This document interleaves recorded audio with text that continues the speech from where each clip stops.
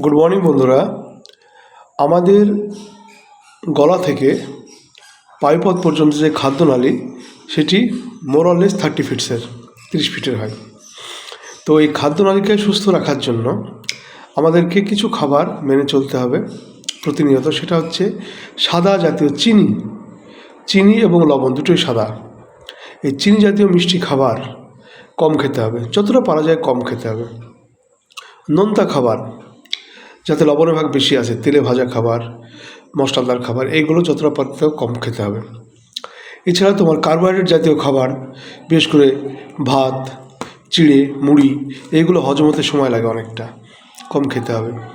এছাড়া আটা, রুটি, ময়দার খাবার, তেলে ভাজা, লুচি, পরোটা, এমনি রুটি, এগুলো গ্লুটেন থাকে বেশি, গ্লুটেন হজম হতে সময় লাগে, এগুলো কম খেতে হবে। আর ফ্রুটস খুব তাড়াতাড়ি হজম হয়, 1.5 থেকে 2 ঘন্টার মধ্যে, তাই ফ্রুটস খেতে হবে। তো এগুলো খেলে আমরা প্রাত্যহিক জীবনে অনেক সুস্থ থাকতে পারবো। আশা করি ভিডিওটা ভালো লাগবে তোমাদের।